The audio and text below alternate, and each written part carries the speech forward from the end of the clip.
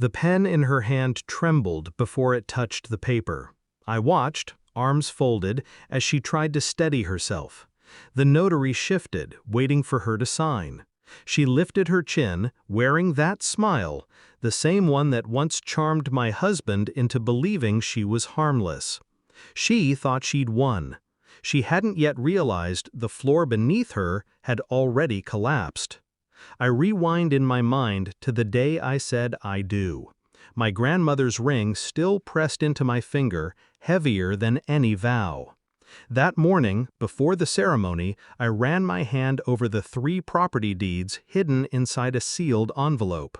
Apartments in my name, untouched, unmentioned. My inheritance. My shield. I almost told him. Almost. But something whispered, not yet. I silenced that instinct with a kiss at the altar.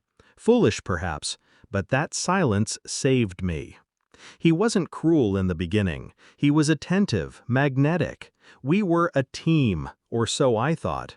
Nights filled with whispered dreams, plans of children, the comfort of shared routines. I trusted him, with my time, my body, my future. But trust ages fast in the wrong hands. I noticed first in the little absences, calls that rang out longer, smiles that didn't reach his eyes. The scent of perfume that was not mine, too sharp to mistake. Then, the message. A photo on his phone. Her lips near his ear, her hand on his chest. A caption dripping with intimacy. My heart didn't shatter, it froze.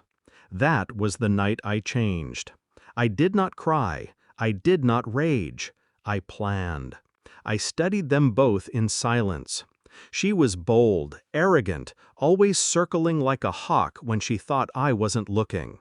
He, the fool, too easily distracted by flattery and skin.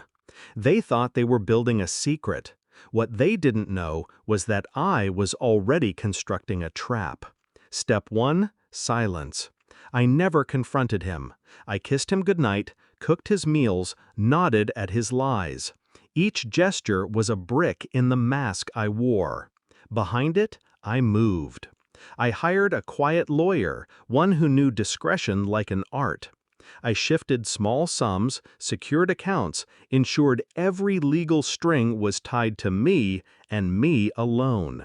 The 3 apartments, still untouched, still invisible to him, remained my fortress. Step 2, patience. I waited. A week, then 2. 7 days after our wedding, she walked into our home with a notary, documents in hand. Her smile told me everything.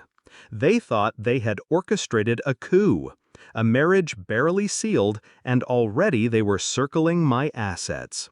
She believed I was naive enough to sign. She didn't know the deed she wanted had never been on the table. I let her sit. I poured her tea, steady hands hiding the storm inside me. She pushed the papers across the table. Just a formality, she said, eyes glinting. A redistribution for security. I read every word. The contract was poison dressed as silk. If I signed, I would tether myself and everything I owned to him, to them.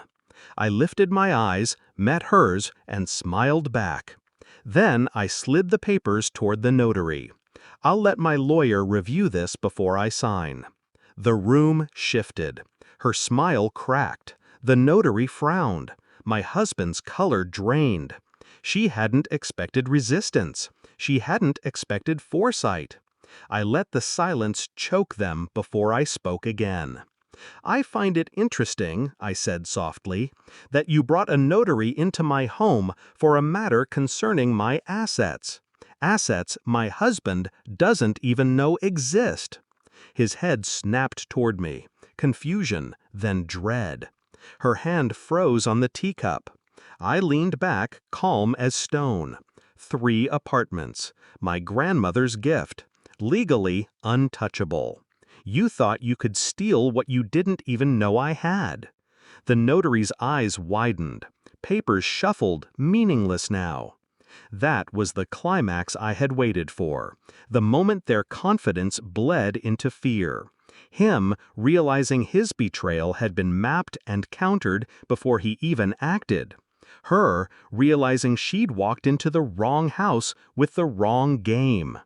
They stammered excuses. He begged, called it a misunderstanding. She tried to laugh, claimed it was business, nothing more. I watched them unravel. Then I delivered the final cut. Divorce papers, already prepared, slid across the table with a satisfying whisper of paper on wood. His hands shook when he saw the signatures already inked by me. The notary left with nothing to notarize. She left with her pride shredded, her schemes exposed. He left days later, suitcase in hand, no fight left in him. And me? I stayed, in silence, in strength, in the apartments that had always been mine. People think revenge is loud, screaming, breaking, chaos. But true revenge? It's quiet. It's patience sharpened into a blade. The day I became a wife, I chose silence. That silence became my shield, my weapon, my salvation. And when the time came, I didn't need to raise my voice.